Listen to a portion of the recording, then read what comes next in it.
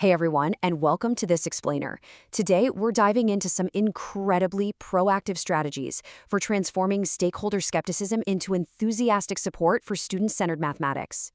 If you're an educator, you already know that changing how math is taught can trigger a whole lot of anxiety. But today, we're going to look at exactly how to turn that friction into a fantastic collaborative partnership. So, let's jump right in. We're drawing these insights directly from an absolute staple for K-12 educators, the book Teaching Student-Centered Mathematics. Specifically, we're focusing on how to effectively partner with parents and administrators. Written by John A. Van de Walle and his amazing co-authors, this source is a phenomenal blueprint for developmentally appropriate instruction, and crucially for us today, it provides a complete step-by-step guide on how to confidently communicate these modern methods to your entire community. Here is our roadmap for today. 1. The challenge of change. 2. Reframing the math message.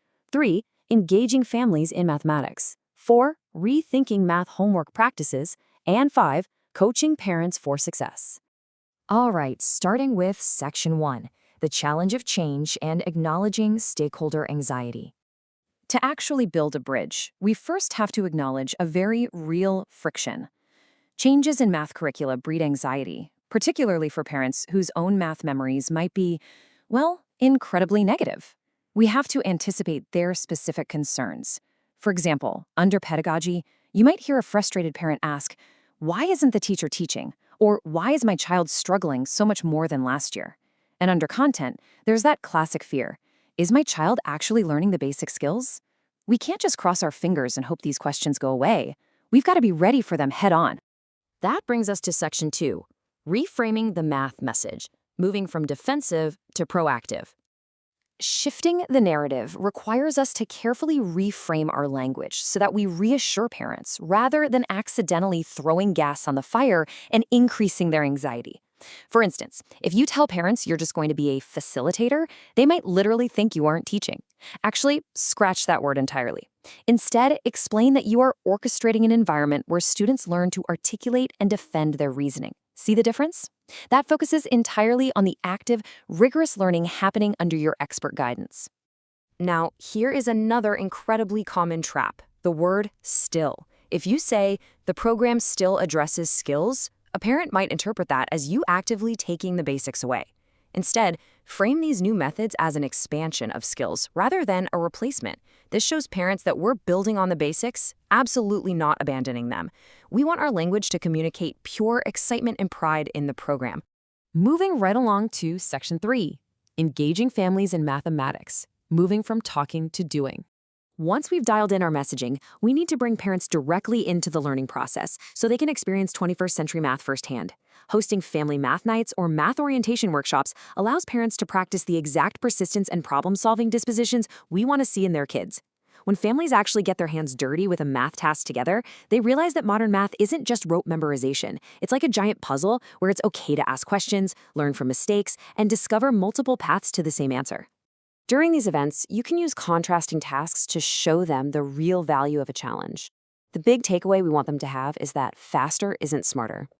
If we give a parent a standard perimeter problem, just adding up the sides, and then immediately contrast it with an open-ended area exploration where they have to find different perimeters for a given area using color tiles, it is a total light bulb moment. We show parents why productive struggle builds way deeper conceptual understanding than just memorizing a stale formula. It proves to them that when their kid is wrestling with a problem, that's exactly when deep learning is happening.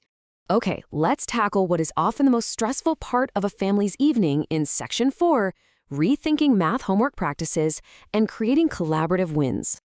Think about this. What if homework wasn't a nightly battleground, but a bridge connecting your classroom directly to their living room? If a parent already feels like they aren't good at math, that frustration spreads like wildfire to the student. We absolutely have to design homework that supports the family rather than causing a total meltdown at the kitchen table. The research is super clear on this. Using a distributed content approach is highly effective for supporting student learning at home. So instead of sending home a giant, intimidating worksheet covering just one new difficult skill, we mix it up. We give them some past skills for easy wins in practice, some current reinforcement, and just a little bit of future groundwork. This completely lowers the anxiety thermometer in the house and gives the student multiple ways to feel successful. Furthermore, mimicking the three-phase lesson model sets families up for total success.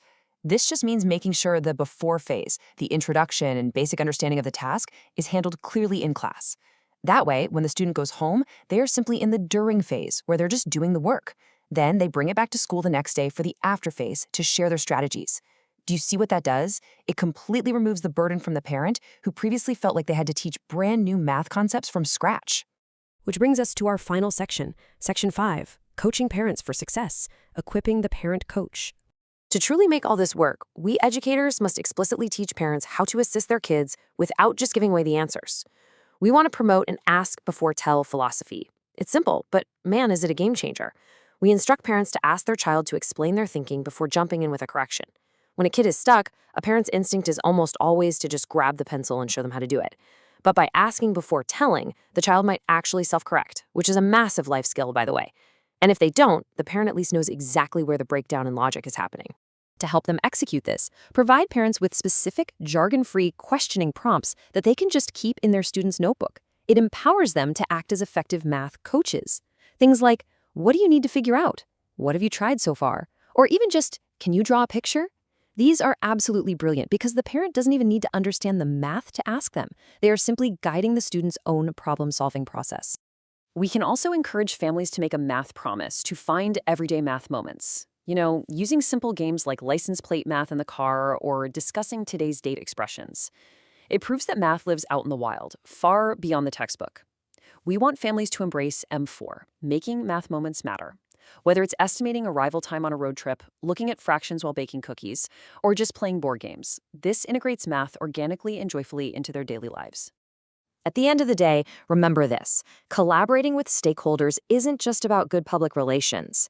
It is a proven fundamental driver of student academic achievement. When we build this collaborative community, when we get parents fully on board, student performance goes up.